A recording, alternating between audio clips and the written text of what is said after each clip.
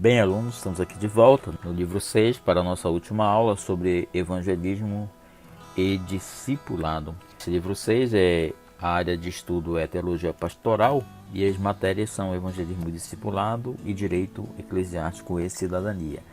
Eu sou o professor George Fernandes, pastor da Assembleia de Deus em Belém, pastor auxiliar, sou teólogo, administrador e pedagogo. E estou como coordenador acadêmico no CETAD, que é o Seminário Teológico da Assembleia de Deus em Belém.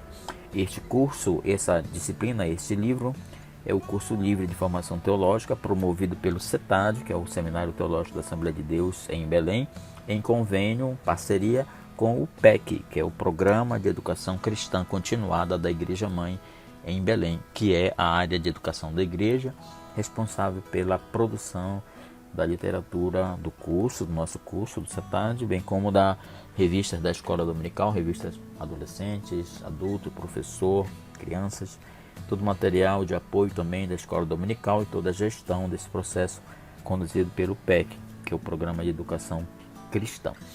Começando a nossa última aula, a nossa aula de número 4, com um tema sobre discipulado cristão. O que é o discipulado, né? Qual é o lugar do discipulado na igreja? O discipulado, gente, é um ministério pessoal, ilimitado e flexível. É uma das formas mais rápidas de aumentar o número de batismos e aprofundar a qualidade de vida dos que são alcançados por Cristo na igreja. Antes de conhecer as peculiaridades de sua classe e os métodos mais adequados a serem adotados, o ensinador de novos crentes, que é o discipulador, precisa saber de antemão o que significa ser discípulo. Quem não é discípulo não pode fazer discípulos. Amém? Eu digo com meus alunos nas nossas aulas, amém ou não amém? Quem não é discípulo não pode fazer discípulo. A palavra discípulo, que é matetes no grego, é usada 269 vezes nos evangelhos e em Atos. Significa pessoa ensinada ou treinada. Significa ainda aluno ou aprendiz. Nos evangelhos, Jesus define a palavra discípulo de 5 maneiras. A primeira, ele diz que discípulo é um crente que está envolvido com a palavra de Deus de maneira contínua. João 8:31 é a referência. Depois você lê aí na sua Bíblia, tá bom? Depois você fazer essa leitura bíblica aí, ou fazer sua citação, não vou fazer leitura, você vai fazendo depois, durante seus estudos físicos no livro. Toma muito nosso tempo a leitura de todos os versículos, são muitos, são centenas, e isso tomaria muito tempo da nossa aula. Fica como dever de casa vocês fazerem isso. Então, primeira das palavras que Jesus se refere à definição sobre discípulo. Ele diz que, primeiro, é um crente que está envolvido com a palavra de Deus de maneira contínua. Ou seja, ele está sempre envolvido com a palavra de Deus. Segundo, discípulo é aquele que ama sacrificialmente sem medir esforços. As referências são João 13:35, 1 de João 3:16. Terceira, discípulo é alguém que permanece diariamente em união frutífera com Cristo. Aí é o versículo aquele da videira verdadeira. João 15, versículo 8. Quarto, discípulo é aquele que assume a cruz e segue a Cristo. É aquele que toma a cruz e segue, foi o que Jesus disse. Então é aquele que assume a sua cruz e segue a Cristo. Lucas 14:27 é a referência desse texto. E por último, o quinto, o discípulo é aquele que renuncia a tudo que tem para seguir o mestre. Tá? O discípulo renuncia a tudo que tem por causa do seu mestre. É Lucas 14:33 o texto de referência. À luz do Novo Testamento, o discipulado deve ocupar lugar de destaque em toda e qualquer comunidade cristã, pelo que devemos nos orientar pelos exemplos deixados pelos apóstolos e principalmente por Jesus. Se não, vejamos. No início de seu ministério, Jesus chamou 12 homens que se constituíram em seguida em seus discípulos. Quer dizer, Jesus estava iniciando um trabalho em que ele iria discipular, ele iria preparar e ele iria equipar para a obra que o próprio Jesus estava anunciando ao mundo, que era o estabelecimento de um reino que jamais teria fim. É esse reino que jamais teria fim. Você pode conferir as citações aí em Daniel 2:44 e Mateus 4:17. Jesus mesmo afirmava que o reino dele não era desse mundo, mas ele tem um reino. Ele selecionou aquelas pessoas para discipular, para ensinar, para preparar, para equipar aqueles homens para a obra do ministério. A partir daí, então, Jesus começou a ensinar os seus discípulos todas as coisas. Em Mateus 5:13, ele diz assim: vós sois o sal da terra, e se o sal for insípido, não adianta nada. Também ele diz: vós sois a luz do mundo. Não pode colocar a luz embaixo da cama, embaixo do velador, mas sim no velador, para que ilumine todo o ambiente. Então, de modo que Jesus se tornou um expositor do Evangelho, ensinando em todos os momentos aos seus discípulos desses assuntos relacionados com a lei e os profetas e todo o Novo Testamento. Ele disse, Jesus, em João 13:34 e 35, ele diz assim: um novo mandamento vos dou, que vos amei uns aos outros como eu vos amei, que também vós uns aos outros vos ameis. Nisto todos conhecerão que sois meus discípulos, se vos amardes uns aos outros. O princípio do discipulado filosófico nos dá a ideia de que o discípulo de hoje será o mestre de amanhã, de onde se deduz que o verdadeiro discipulado somente se encerra quando o discípulo se torna igual ao seu mestre, ou até mesmo ir além do conhecimento e sabedoria daquele que o discipulou. Jesus mesmo falou certa vez que nenhum discípulo é maior do que seu mestre, porém pode ser igual ao seu mestre. Isso fica claro. O fim do discipulado termina quando aquele discípulo se tornou também mestre igual a você. No texto acima que citamos, Jesus afirma explicitamente uma das formas de todos reconhecerem que seus discípulos eram verdadeiramente seus discípulos era se eles se amassem uns aos outros, como eles também os havia amado. Ainda exortando a unidade dos discípulos em amor, Jesus orou ao Pai por eles e assim se expressou, e que está esse versículo em João 17:21, quando Jesus disse assim: para que todos sejam um, como tu, ó Pai, o és em mim e eu também em ti, que também eles sejam um em nós, para que o mundo creia que tu me enviastes. Assim, Jesus dá mais um exemplo da personalidade e caráter que deve envolver o seu discípulo, de modo a parecer-se com ele, Jesus, o Mestre. Então você precisa ser, como discípulo, como crente, igual ao seu Senhor, igual ao seu Mestre. A sua própria imagem e própria semelhança. A semelhança de amor que estava em Jesus, assim você deve refletir para a sociedade isso aí, expressar na sua vida isso, então será chamado de discípulo dele. Outra forma de testemunhar para o mundo que Deus enviou Jesus é que seus discípulos sejam um, como Deus é um em Jesus e Jesus é um em Deus. Diante desses textos que lemos, verificamos que os discípulos, ao apresentarem as características do seu mestre, Jesus, seriam identificados com ele de tal modo que levará todos, em primeiro lugar, a reconhecerem que são discípulos autênticos dele, que eram discípulos reais de Jesus, porque se expressavam, agiam como Jesus também agiu. Em segundo lugar, a unidade em Cristo fará com que todos acreditem que Deus enviou a Jesus. Logo, quando um discípulo de Jesus deixa de parecer-se, de assemelhar-se com ele, na verdade, deixa de ser seu discípulo. Isto é, não é reconhecido como discípulo de Jesus. E em segundo lugar, está negando que Deus o enviou. É mais ou menos como a gente recebe, às vezes você prega o evangelho, você vive na igreja, você faz tudo na igreja, mas tem aquela frase que mata essa pessoa que não tem a imagem de Cristo refletida na sua vida. Quando a pessoa diz assim para ele, você vai para a igreja, você faz tudo, mas nem parece que é crente. Não age como você fala, como você prega, Não vive aquilo que você ensina para o seu discípulo. Então você não transfere para a pessoa a semelhança de Cristo. O amor de Deus manifesto em Cristo Jesus é o princípio fundamental de todo o Novo Testamento e das boas novas do Evangelho. Todo discipulado é primordial para a vida da Igreja de Cristo. Assim, precisamos fazer com que os neófitos, ou seja, os novos convertidos, cresçam e a cada dia se pareçam mais e mais com Cristo, que é nosso Mestre, nosso Senhor e nosso Salvador. Todos os segmentos da igreja devem estar preocupados em criar condições favoráveis para o discipulado, de modo que o ensino da palavra se torne uma prática constante, tanto na escola bíblica dominical, como na pregação da palavra, nas visitas aos lares, nas reuniões de orações, no círculo de oração, na reunião de jovens, na reunião de todas as áreas da igreja. De modo geral, a Igreja de Cristo deve buscar o aperfeiçoamento dos santos para a obra do ministério, para a edificação desse corpo de Cristo.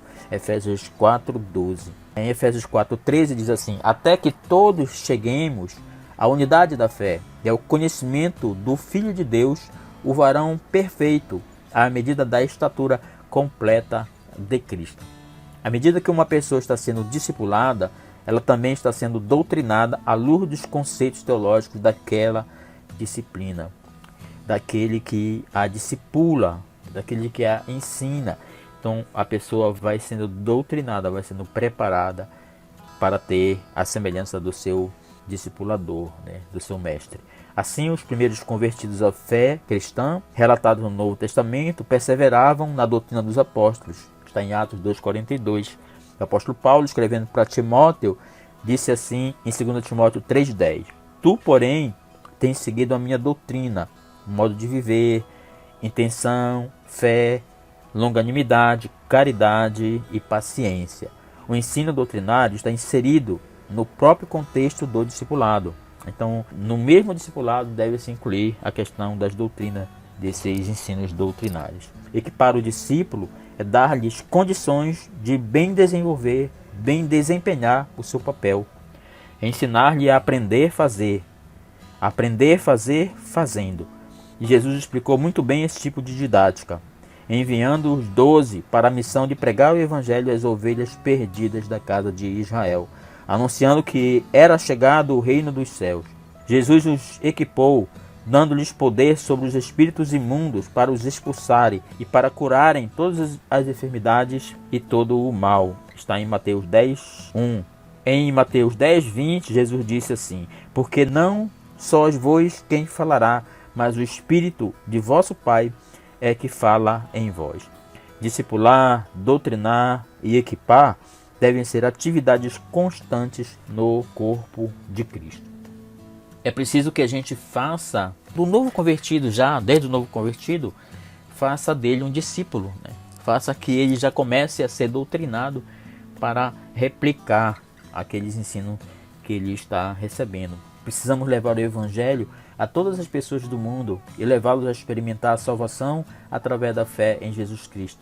Também precisamos conduzi-las à comunhão da igreja, treiná-las para que se tornem discípulos responsáveis e deem frutos. Os discípulos são aprendizes das verdades bíblicas, seguidores do Senhor Jesus Cristo. Simplesmente pregar o Evangelho ou até mesmo ganhar as pessoas para Cristo não é o bastante. O evangelismo deve prosseguir, nutrindo, disciplinando os novos convertidos. Eles devem ser treinados, devem ser capacitados, devem ser doutrinados, devem ser discipulados. É que é a palavra de ordem aqui nesses estudos que estamos fazendo. Convide o novo convertido para fazer parte de uma classe de treinamento para novos crentes. Pode ser que sua igreja tenha uma classe especial para eles durante a hora da escola dominical, ou mesmo em algum outro horário. Se não tiver, pergunte ao seu pastor sobre a possibilidade de conseguir encaixá-lo em algum lugar. Um outro programa de discipulado é a preparação dos novos convertidos para o passo do batismo nas águas. Eles precisam entender que o batismo é um ato público de confessar o Senhor como Salvador. Isso tornará a experiência deles muito significativa e dando a eles a convicção extrema e exata do que é ser um crente, do que é ser um cristão, que é ser um seguidor de Cristo após o batismo nas águas. A classe que preparará os novos convertidos para se tornarem membros de uma igreja local também é importante. Nesse tipo de classe eles vão aprender o que é a igreja e como podem fazer parte de suas atividades. Isso tudo engloba a questão do discipulado que estamos estudando agora. Falando sobre discipulado ainda, continuando essas questões introdutórias, vamos entender rapidamente o chamado de Jesus, especificamente para o seu ministério e as fases que envolvem o discipulado cristão em todo o seu bojo, em todo o seu conteúdo, em todo o seu escopo. Primeiro, algumas questões introdutórias sobre esse discipulado, entendendo a chamada de Jesus. Depois que João foi preso, Jesus seguiu para a região da Galileia. Estou lendo aqui o texto de Marcos, capítulo 1, versículo 14 até o 20. Vou fazer essa leitura total desse texto. Depois que Jesus foi preso, Jesus seguiu para a região da Galileia e ali anunciava a boa notícia que vem de Deus. Ele dizia: chegou a hora e o reino de Deus está perto. Arrependam-se dos seus pecados e creiam no Evangelho. Jesus estava andando pela beira do lago da Galileia quando viu dois pescadores. Eram Simão e seu irmão André, que estavam no lago pescando com redes. Jesus lhes disse: venham comigo, que eu vos ensinarei a pescar gente. Pescar gente, pescar pessoas. Então eles largaram logo as redes e foram com Jesus. Um pouco mais adiante, Jesus viu outros dois irmãos, que eram Tiago e João, filhos de Zebedeu, que estavam no barco deles, consertando as suas redes. Jesus chamou os dois e eles deixaram seu pai Zebedeu no barco e todos os empregados do barco com o pai dele e foram com Jesus. Largaram tudo e seguiram a Jesus pelo caminho ali ao redor do lago da Galileia. Encontramos no primeiro capítulo desse Evangelho de Marcos a chamada dos primeiros discípulos de Jesus, que se torna modelar e fundamental para a nossa compreensão acerca do que Jesus quer de cada um de nós que somos os seus seguidores. Quero chamar a sua atenção para alguns aspectos dessa chamada, a fim de que possamos corresponder às expectativas de Jesus Cristo no que diz respeito à tarefa, a nossa tarefa de anunciar as boas novas do Evangelho aos que estão perdidos nas trevas do pecado. O primeiro aspecto que observamos, que devemos observar aí, é a estratégia usada por Jesus e como ele considerava as oportunidades que tinha. A estratégia inicial de Jesus foi bem específica. Versículo 14 diz assim: pregando o Evangelho de Deus, Jesus anunciava a boa notícia da salvação. Essa pregação era o alvo de Deus bem antes de Jesus ter aparecido, como bem indica o profeta Isaías, em Isaías 52:7, quando ele diz: como é bonito ver um mensageiro correndo pelas montanhas, trazendo notícias de paz, boas notícias de salvação. Ele diz a Sião: o seu Deus é rei. Isaías 52:7. O que Jesus estava anunciando era algo novo e nunca visto anteriormente. Era a salvação através de alguém que veio de Deus. Note que Jesus, com o seu exemplo, quer nos ensinar a responsabilidade da proclamação do Evangelho. O conteúdo da sua mensagem procurava destacar a importância que Deus dá ao homem enviando-lhe o seu reino. Versículo 15, ele diz: o tempo está cumprido e é chegado o reino de Deus. A palavra tempo é a tradução da palavra grega kairos, que significa o tempo oportuno próprio, o tempo de Deus. Então, diferente do tempo cronológico, que é o cronos, o tempo do relógio, o kairos é o tempo oportuno, o tempo próprio, o tempo de Deus. Não é medida pelo relógio do homem, muito embora a sua ação se dê na história do homem. Porém, a hora decisiva da ação salvadora de Deus na história do homem acontece nesse momento em que o Senhor Jesus começa a anunciar o Evangelho e a dizer que é chegado o reino de Deus. Este reinado significa a soberania, governo eterno e absoluto de Deus. No Salmo 24, versículo 1 diz assim: ao Deus eterno pertence o mundo e tudo o que nele existe. A terra e todos os que nela vivem são dele. Esse anúncio de que é chegado o reino de Deus deve ser entendido de maneira parcial, por não ter sido ainda completamente estabelecido. A velha ordem do pecado, da tristeza, da separação ainda não passou, e a luta entre o bem e o mal continua.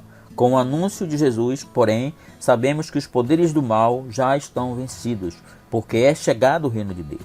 Para que Jesus nos chama? Para que anunciemos o Evangelho e façamos isso aproveitando bem todas as oportunidades. Então precisamos anunciar o reino de Deus, porque o reino de Deus é chegado à terra e é através da mensagem do Evangelho que vamos transformar essa sociedade perdida. Outra questão é: Jesus chama as pessoas ao arrependimento e à fé. Ele dizia em Marcos 1,15: Chegou a hora e o reino de Deus está perto. Arrependam-se dos seus pecados e creiam no Evangelho. Não há caminhada cristã sem esse primeiro passo da parte do homem. Não há nem mesmo cristianismo. O arrependimento e a fé constituem a condição essencial para a salvação. Essa mensagem de Jesus não chegava como uma dádiva barateada que se poderia adquirir por qualquer preço. O preço por Deus já estava sendo pago e a exigência sobre o homem é também colocada, a fé e o arrependimento. Essas duas ações não podem ser separadas. Ambas devem caracterizar a vida dos cristãos. O arrependimento é mudança de pensamento, de opinião. É como se usava a palavra na linguagem militar da época. Voltar as costas para o caminho que se estava seguindo e mudar de direção. Isso significa o arrependimento. O arrependimento não é um simples pedido de desculpas. Desculpas por alguma coisa, desculpas a Deus. Antes, é um abandono do estado de rejeição da soberania de Deus sobre a vida. É um abandono de práticas e hábitos que separam o homem de Deus. Deus nos chama, por intermédio de Cristo, para que, como pecadores arrependidos e perdoados, proclamemos a salvação aos irmãos brasileiros. A fé é mais do que simples assentimento intelectual, ou seja, ultrapassa o simples conhecimento dos fatos da vida de Jesus e de seu Evangelho para se tornar a aceitação, compromisso, vida no Evangelho. Crer é viver na prática do buscar.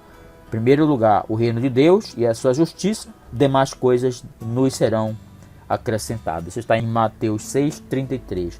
É pela fé que obtemos o acesso à graça de Deus e é por ela que vamos viver e que vivemos. Romanos 1,16, Romanos 5, versículo 2. O preço a ser pago pelo homem pode parecer barato, mas não é, pois arrepender-se e crer é um dos maiores desafios que o discípulo de Cristo tem diante de si. Uma vez arrependido de seus pecados e crendo na graça redentora de Cristo Jesus, o discípulo pode partir em busca de outros discípulos para o seu mestre. Que Jesus nos abençoe nesta tarefa de desafiar outros ao arrependimento e seus pecados e a fé pessoal e salvadora em Cristo Jesus. Essa é a mensagem principal que chama para o arrependimento. Jesus também, ainda nesse versículo de Marcos, ele no versículo 17, ele chama para uma vida de serviço, para servi-lo. Jesus lhes disse assim: venham comigo, pois eu os ensinarei vocês a pescar gente. Deixem-me pescar os peixes, vamos ser pescadores de homens, de pessoas. A chamada ao discipulado tem dois lados. O primeiro é a chamada para seguir a Jesus, ser um discípulo fiel e leal ao Mestre. O outro lado é para cumprirmos a missão que ele tem designado para cada um de nós. Podemos dizer que são os dois lados de uma mesma moeda. Jesus chama o homem primeiro para ser seu seguidor, fazer sua vontade e viver seus valores. Ninguém pode sair por aí pregando o Evangelho, as boas novas a respeito de Cristo, sem primeiro ter tido uma experiência de conversão. Isto é, conversão, reconhecer que é pecador, arrepender-se e confessar os seus pecados, pedir perdão a Deus e buscar uma vida de obediência aos princípios ensinados por Jesus Cristo na Bíblia, na sua palavra. A missão evangelizadora só é desempenhada com sucesso se a pessoa é um leal, um fiel seguidor de Cristo. Uma das grandes fraquezas da tarefa de anunciar a salvação oferecida por Deus em Jesus é o fato de estar sendo feita muitas vezes por pessoas que não estão vivendo o vinde após mim, não tiveram o arrependimento, não tiveram suas vidas transformadas por Jesus. Pessoas que querem seguir elas mesmas é esse tipo de pessoa, procurando fazer sua própria vontade e não a vontade de Deus, não a vontade de Cristo. A missão que Jesus disse é pescar homens, pescar pessoas, pessoas para Cristo, para Jesus. Quando a preocupação é buscar adeptos para a religião, então a tarefa está fracassada. Do ponto de vista de Jesus, está fracassada. Ele não chama números para a igreja, ele chama pessoas para o arrependimento. Buscamos novos discípulos para Jesus e a obra deve ser feita em seu nome para a sua glorificação. A conversão de Jesus é para que tenhamos vida útil e serviçal. Em primeiro lugar, devemos servir a Jesus e depois aos homens. Não devemos entender o chamado para sermos pescadores de homens como a mera tarefa de ir a alguém e aplicar o plano de salvação. Vamos entender a pescaria de Cristo no sentido mais amplo, alcançar todo o ser humano na sua inteireza e na sua totalidade. Todos nós somos chamados para falarmos de Jesus, da salvação, nos locais de trabalho, de estudos, onde residimos e etc. A vida cristã não é só ficarmos contemplando a maravilha na presença divina no monte de adoração, no culto, na comunhão com os irmãos, na igreja. Ela também envolve o serviço no vale, onde as pessoas estão sofrendo, têm dúvidas e são oprimidas.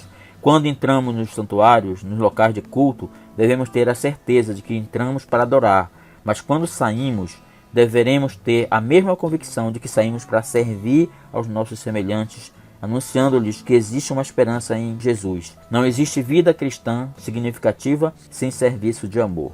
Lembremos-nos sempre, pois, que Ele nos chama para uma vida de serviço através do testemunho pessoal. Compartilhe com outras pessoas o que Deus tem feito na sua vida. Nós temos estudado isso muito nesse assunto. Depois, Jesus chama também, nesse mesmo texto de Lucas, no versículo 18, ele chama não só pela capacidade, mas também pela disponibilidade deles de seguirem, do tempo deles para seguirem. Em Marcos 1,18, ele diz assim: eles largaram logo as redes e foram com Jesus.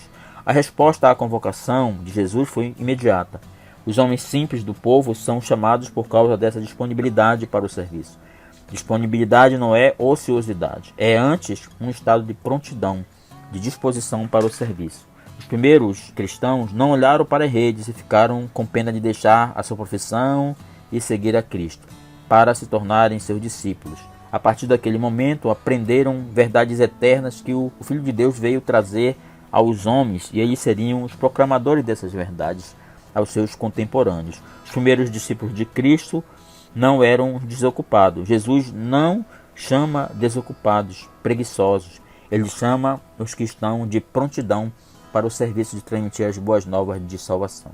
Ele veio para trazer de Deus aos homens, e Jesus chama cada um para cumprir a missão em seu campo de atuação e preparo.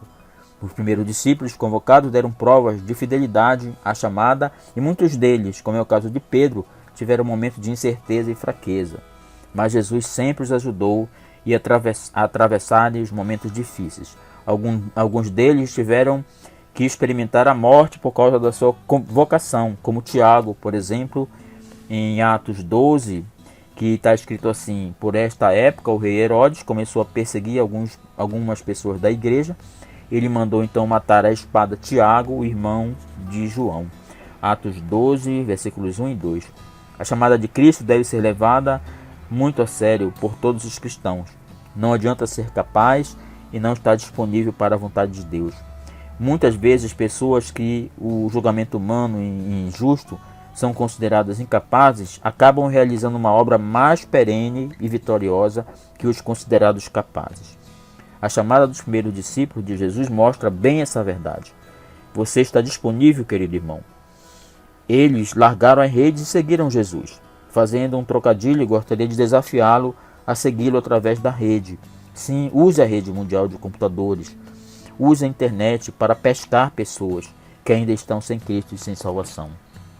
Use todos os meios necessários para a evangelização.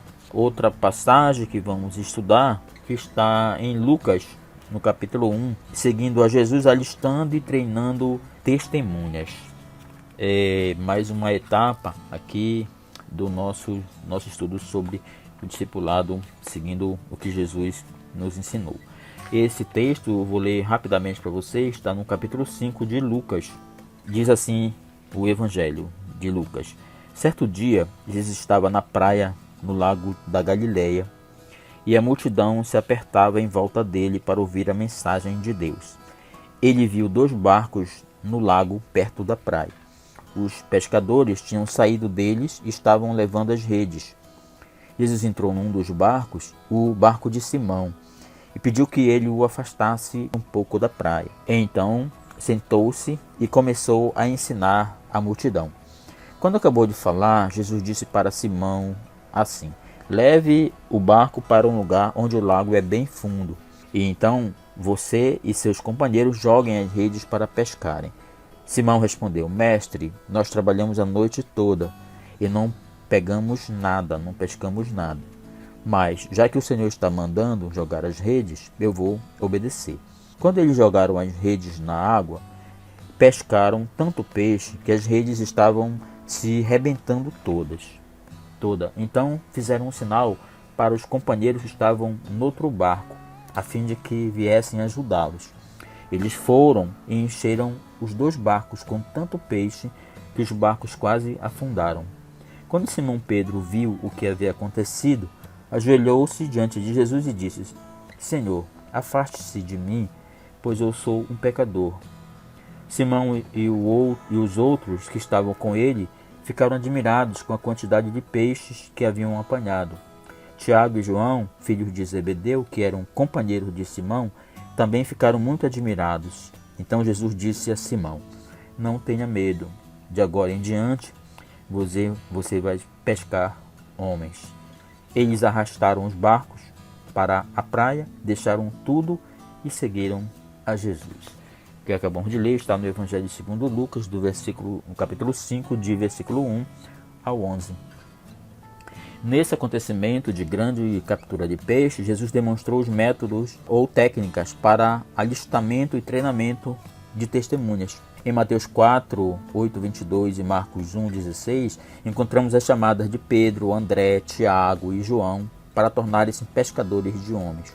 Aqui Jesus usou a captura de peixes do lago para ilustrar como eles deveriam fazer o seu trabalho. Primeiro, um pescador de homens deve ir onde as pessoas estão. Um pescador de homens deve ir até as pessoas necessitadas de Cristo.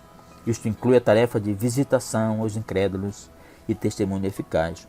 O estilo de vida do pescador de homens nos leva a sermos testemunhas por onde quer que estejamos, no trabalho, na escola, no lazer, no escritório, no comércio e etc. Um pescador de homem deve usar o equipamento correto. Devemos lançar a rede de nossa experiência pessoal em Jesus Cristo. Para ser um pescador de homens, cada cristão precisa conhecer a Jesus como Senhor e Salvador. As pessoas não ouvirão se de fato tivermos experiências genuínas de transformação para compartilhar com elas. Um pescador de homem deve obedecer a Cristo e a sua palavra. O discípulo deve aprender a fazer tudo aquilo que Jesus ordena. Nós devemos ser sensíveis à liderança do Espírito Santo e testemunhar como ele nos conduz. Um pescador de homens deve reconhecer suas próprias inadequações.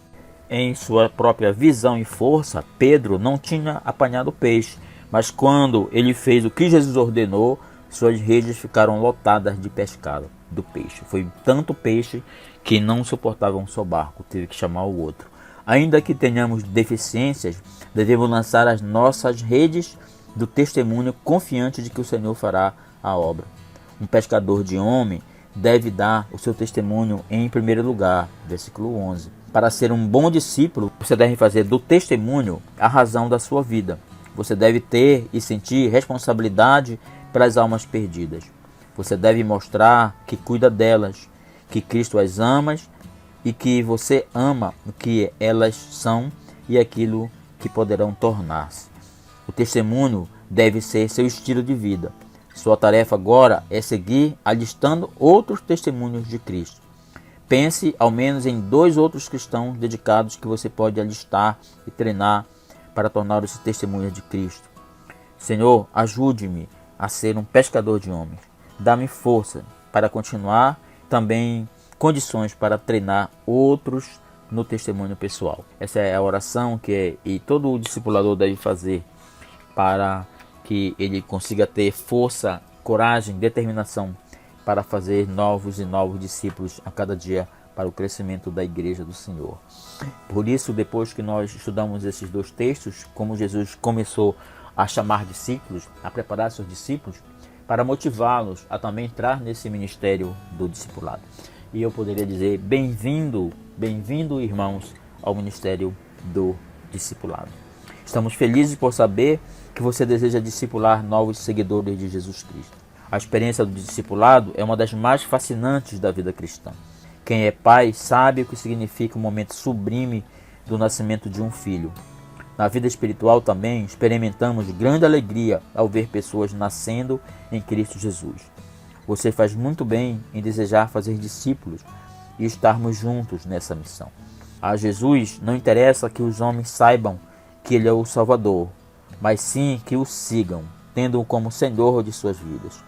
Por isso, antes de voltar aos céus, Ele ordenou aos seus discípulos o seguinte: portanto, vão a todos os povos do mundo e façam o que sejam meus seguidores, batizando esses seguidores em nome do Pai, do Filho e do Espírito Santo, ensinando-os a obedecer a tudo o que vos tenho ensinado a vocês. E lembre-se disso, eu estou com vocês todos os dias, até o fim dos tempos. Isso está em Mateus 28, 19 em diante. Nesta ordem, Jesus estabelece a abrangência do discipulado, que vai desde o tempo do testemunho, as pessoas que desejam encontrar o caminho da salvação, até a maturidade e reprodução espiritual da nova vida em Cristo Jesus, e acompanhá-las no crescimento em Cristo até a maturidade, até ajudá-las a gerar novos discípulos. Ou seja, o discipulado começa no evangelismo e termina quando ele se torna outro mestre que vai discipular novas pessoas. Quando você se certificar de que ele é mestre, aí você cumpriu a sua missão no discipulado e aquela pessoa passa a ser um multiplicador de novos crentes. Como falamos anteriormente, bem-vindo ao Ministério do Discipulado. O Ministério do Discipulado é algo didático, né? Algo assim sistemático, todo o processo de preparar uma estrutura do discipulado. É dividido em fases, eu vou mostrar para vocês, baseado no livro de Dietrich Bonhoeffer sobre o discipulado.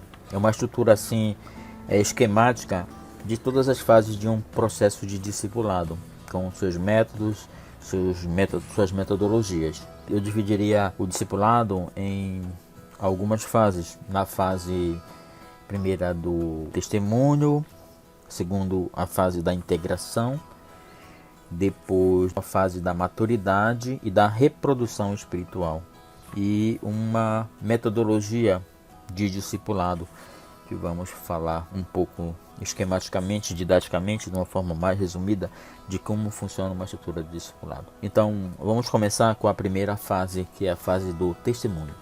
O objetivo desta fase é conduzir a pessoa ao conhecimento de Jesus Cristo, a compreensão do plano de Deus para a salvação e a decisão de seguir Jesus como Senhor e Salvador de sua vida. O primeiro passo no processo de discipulado é o testemunho. Jesus enviou o Espírito Santo à igreja a fim de que ele capacite os membros do corpo de Cristo para serem suas testemunhas. Ele disse assim, Jesus: porém, quando o Espírito Santo descer sobre vocês, vocês receberão poder e serão minhas testemunhas em Jerusalém, em toda a Judéia e Samaria e até aos lugares mais distantes da terra, até os confins da terra. Isso está em Atos 1:8. O próprio Espírito Santo veio ao mundo com a missão de ser uma testemunha acerca da pessoa de Jesus Cristo.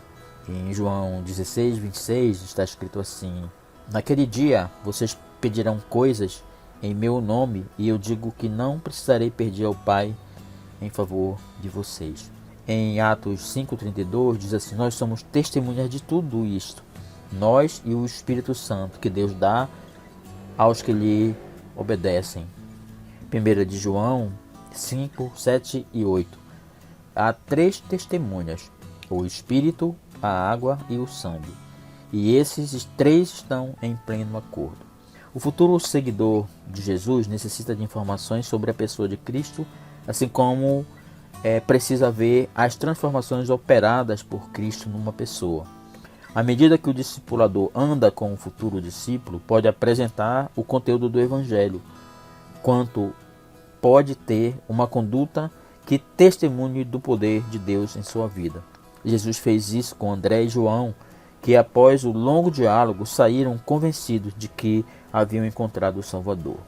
Sugerimos-lhes um programa para esta fase de testemunho, com 4 lições extraídas do Evangelho de Jesus, basicamente do Evangelho de João. Reúna-se com as pessoas interessadas em conhecer a Jesus ter a salvação uma vez por semana. Estude as 4 lições sugeridas e incentive a leitura do Evangelho de João. Ore por necessidade delas e pela sua família. Essa é a primeira fase do testemunho. Um estudo analítico em 4 lições do Evangelho segundo João, que é o Evangelho que apresenta Jesus como Deus. Tem aqui um programa básico dessas lições. Após essas 4 lições, apresente o plano de salvação e convide a pessoa a aceitar Jesus como Senhor e Salvador. Se a pessoa manifestar o desejo de fazer a decisão, faça uma oração de entrega pessoal com ela. Tipo assim, mais ou menos, que eu vou simular aqui uma oração modelo para você fazer no ato da decisão da pessoa. Senhor, reconheço que sou pecador ou pecadora. Creio que morreste por meus pecados e agradeço por este sacrifício. Salva-me e venha habitar na minha vida. Eu quero te receber como meu Salvador e Senhor, para que guies a minha vida. Ajude-me a fazer a tua vontade. Amém. Se a pessoa vacilar na decisão, prossiga mantendo a amizade e apresente outra série de estudos. Você pode solicitar a ajuda do seu pastor ou de outro irmão mais experiente para maiores esclarecimentos da pessoa. Ore com a pessoa e por ela, e incessantemente a obra de persuasão é realizada pelo Espírito Santo. Então isso aqui é um esquema. Aqui no livro você vai ter os textos, as lições para você fazer. A segunda fase do discipulado é a fase da integração. O objetivo desta fase é conduzir um novo seguidor de Jesus na busca da certeza da salvação e no processo de integração na igreja através do batismo, principalmente. O aconselhamento de um novo convertido tem como meta o batismo, Após esse aconselhamento inicial, é encaminhamento para o batismo. Isto é a integração da pessoa à igreja. Jesus ordena que seus seguidores sejam batizados, está em Mateus 28, 19 a 20. Faz parte da grande comissão o batismo. Tem que discipular, mas completar a obra com o batismo nas águas. O Novo Testamento não dá sustentação à ideia de um discípulo sem igreja. Só há discípulos se houver uma igreja para ver a integração. Se não houver integração, não há igreja, não há como integrar aquele homem, aquele novo crente, aquela pessoa à comunidade de Cristo. O batismo é uma ordenança que integra o novo convertido à igreja local. É o passo natural para toda pessoa que aceita Jesus como Senhor e Salvador. Eu vou ler para vocês o texto que está em Atos, capítulo 2, do versículo 37 a 41, sobre essa questão do batismo. Diz assim o texto de Atos 2, 37 e em diante. Quando ouviram isso, todos ficaram muito aflitos e perguntaram a Pedro e aos outros apóstolos: Irmãos, o que devemos fazer? Pedro respondeu: Arrependam-se e cada um de vocês seja batizado em nome de Jesus Cristo, para que os seus pecados sejam perdoados. E vocês receberão de Deus o Espírito Santo, pois essa promessa é para vocês, para os seus filhos e para todos os que estão longe, isto é, para todos aqueles que o Senhor, o nosso Deus, chamar. Pedro continuou a dar o seu testemunho e com muitas outras explicações procurou convencê-los, dizendo: Saiam do meio desta gente má e salvem-se.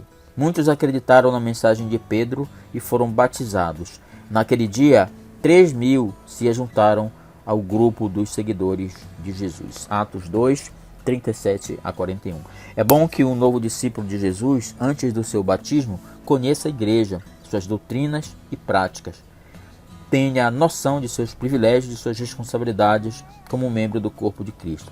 O conhecimento em profundidade das doutrinas e da ética cristã será adquirido no decorrer do crescimento espiritual.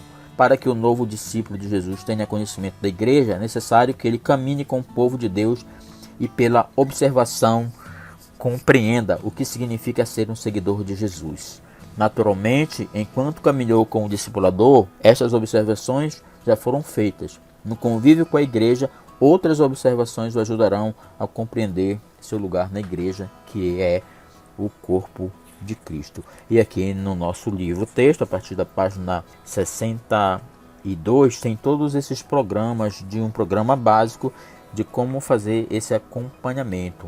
Caro discipulador, em cada encontro que você possa ter durante esse processo, desse segundo momento, que é a integração, que é a preparação e a confirmação do batismo, você deve permanecer ainda aconselhando a pessoa. À medida que forem surgindo questões morais, façam breves estudos de textos bíblicos que sirvam de orientação para o discípulo. Sejam pacientes na luta espiritual que o discípulo trava para vencer os seus pecados e vícios. Não o condene. Ore e estude a Bíblia. Acompanhe-o em amor. Solicite a ajuda do pastor para orientação espiritual, a fim de que haja libertação espiritual. Findo este estudo, se o discípulo estiver convicto da sua fé e não tiver problemas morais que firam os princípios da igreja, encaminhe-o então para o batismo, para que ele seja batizado. Se ele não decidir ser batizado, aguarde que isso aconteça, só depois passe a terceira fase, que é a fase do discipulado, que é a maturidade e reprodução espiritual. O objetivo dessa última fase, a fase da maturidade, é acompanhar o novo membro do corpo de Cristo após o seu batismo no crescimento espiritual e treiná-lo para o testemunho e serviço cristão. A meta final de um programa de discipulado é a vida plena do Espírito Santo a serviço do Senhor. Após o batismo, novas necessidades surgem na vida do discípulo, assim como novos desafios também.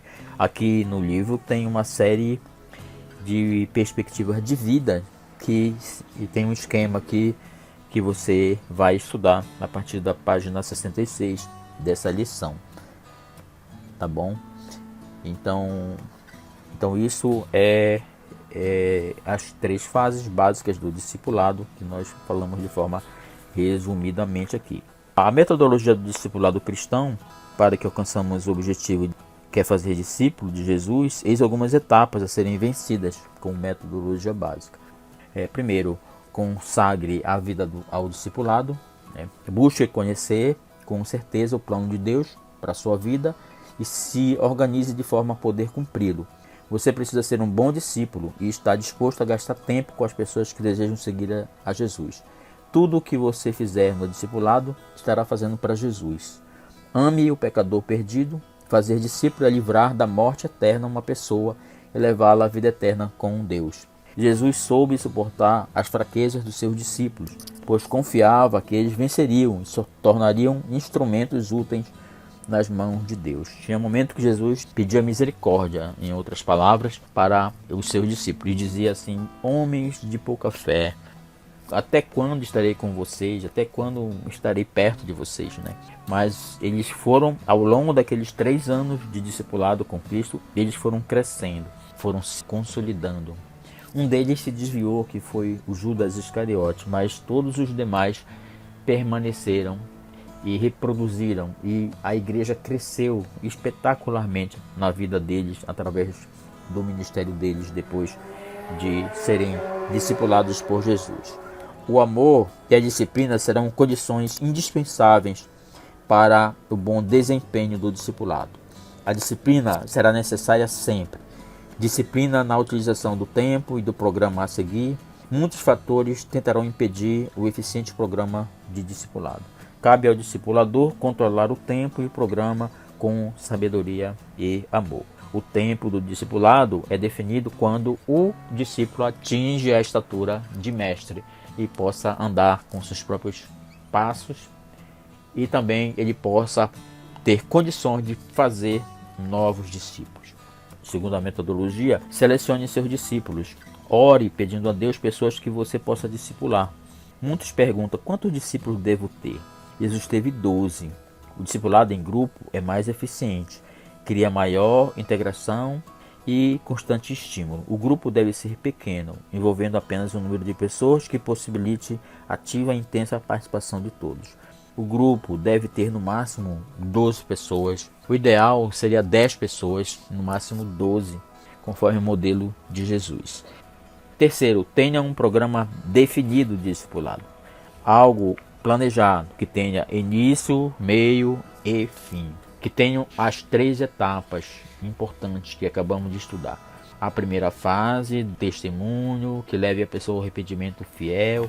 Depois a integração, que é a parte do batismo. E depois a maturidade, que nós podemos chamar de consolidação. E até ele alcançar a fase de reprodução espiritual, ou seja, ele adquiriu a estatura para ser mestre, para ter discípulos e para discipular. Aí chegou a fase final. Então tenha um programa definido. O seu programa de discipulado deve envolver encontros formais e informais. Daqui eu dei algumas etapas que você vai ver no seu livro, mas depois você pode adquirir novas literaturas, fazer uma revisão bibliográfica, ver livros sobre discipulado, programa de discipulado. A própria igreja pode ter o seu programa e você vai adequar ao seu processo de discipulado. Seu programa deve envolver esses encontros formais e informais. Nos encontros formais de 1 hora e meia, semanal no máximo, ensine a palavra de Deus, ajude o novo discípulo a criar hábitos espirituais. Os encontros informais são próprios para a convivência fraterna entre os discípulos, em atividade de trabalho, familiares ou de lazer. Este é um tempo excelente para que o discípulo veja o discipulador vivendo o que ensina e assim aprenda a ser um fiel seguidor de Jesus. Muitas atividades podem ser desenvolvidas nos encontros informais. Atividades esportivas sadias, projetos de ajuda a outras pessoas e à comunidade, mutirões da igreja, compras, trabalhos caseiros e etc. Os horários para encontros formais e informais devem ser estabelecidos sempre em comum acordo. Caso surjam impedimentos à realização de algum encontro, o impedido deve comunicar aos outros e providenciar novo horário. Se o discipulado for em grupo, deve haver reposição de matérias perdidas naqueles encontros, naquelas aulas, naquelas lições de integração, de consolidação. Os encontros para o discipulado podem acontecer na casa, no templo, na fábrica, nos escritórios, etc. Depende da situação e da necessidade. Sempre no lugar que possibilite o melhor aproveitamento para os discípulos. Um revezamento entre a casa do discípulo e do discipulador possibilitará maior racionalização do tempo e das experiências. O conteúdo do programa de estudo pode ser preparado ou adaptado caso os assuntos sugeridos não se apliquem à necessidade do discípulo. Ensine o conteúdo necessário para se alcançar mudanças propostas na vida do discípulo. Atenda às necessidades espirituais. Dialogue sempre. Aplique o ensino à vida. Ou seja, viva aquilo que você ensina como discipulador. O material principal será sempre a Bíblia. Leia os livros da Bíblia com os discípulos, ensine eles a observar, interpretar e aplicar a palavra de Deus. Você pode, nas fases avançadas do discipulado, determinar com os discípulos as maiores necessidades que eles têm e preparar estudos bíblicos. Assuntos tais como família, finanças, tempo, sexo, criação de filhos, podem ser de grande valia e ajuda para o crescimento espiritual do discípulo. Na formulação do seu programa de estudos, utilize o material já existente, em parte ou em seu todo. Avalie o que é melhor para o discípulo. Não se esqueça de dar tarefas. Ele precisa de atividades para os outros dias da semana. As tarefas envolvem memorização da palavra de Deus e projetos como visitação, ajuda a pessoas carentes e testemunho a um não cristão. Os projetos visam aplicar os ensinos da palavra de Deus na vida do discípulo. Para concluir nossa aula de hoje, eu diria para vocês, se você pretende ser um discipulador, comece logo. O Espírito Santo de Deus há de instruir você no aperfeiçoamento desse ministério. Procure aprender com aqueles que têm experiência na área do discipulado. Quando você estiver discipulando alguém, não fique com a ideia pecaminosa de que aquela pessoa é seu discípulo. Lembre-se, ele é discípulo de Cristo, de Jesus, não é você, não é de você. Ele deve seguir o Mestre Jesus. Você é apenas um discípulo que faz outro discípulo. E como tal, pode contar com a participação constante do Senhor, que disse assim: eu estarei convosco todos os dias, até a consumação dos séculos. Não tente fazer muitos discípulos de uma só vez. Se for fazer individualmente, tenha um só discípulo. Se for fazer em grupo, tenha bem poucos. Você precisará de tempo para eles, para o seu aperfeiçoamento na prática do discipulado. E lembre-se, se queremos uma igreja forte, que cresça na graça do Senhor Jesus e em número. Teremos que nos colocar nas mãos do Senhor para a obra do discipulado. Foi isso que Jesus fez. Essa é a nossos estudos nessa parte 1 do nosso livro 6, concluindo a disciplina Evangelismo e Discipulado. Foi uma honra estar com vocês, um privilégio muito grande que podemos aprender juntos, né? Eu digo sempre para vocês que a educação, né, o ensino, é uma via de mão duplas. No mesmo momento que eu ensino, eu aprendo, entendeu? Ou melhor, o professor, o mestre, ele sempre aprende, ensina e aprende. É um ciclo inesgotável, né? Enquanto eu ensino, eu aprendo. Enquanto eu aprendo, eu também ensino. Senhor, muito obrigado por estes momentos que tivemos juntos nessas 4 aulas sobre evangelismo e discipulado, que podemos aprender muitas coisas, muitas verdades absolutas da Tua Palavra, para que nós possamos ser habilitados para o evangelismo, para o discipulado cristão. Senhor, que a Tua igreja possa ser, que nós nos coloquemos diante de Ti, da Tua igreja, como servos, para, se for da Tua vontade, entrarmos nesta missão de discipularmos alguém, de evangelizarmos alguém, de trazermos alguém para a igreja, e que essa pessoa possa dar frutos e possa se tornar um cristão como nós e possa seguir a sua vida. Quão é alegre nós vermos os frutos dos nossos filhos crescendo e vermos os nossos filhos na fé crescendo e vermos depois eles se tornarem grandes homens de Deus, grandes mulheres de Deus. Pai, que nós possamos ter os Teus dons, derrama sobre nós os dons do Teu Espírito Santo, para que tenhamos essa capacidade, essa habilidade, essa competência de fazer discípulos, de evangelizar e de fazer discípulos, Pai.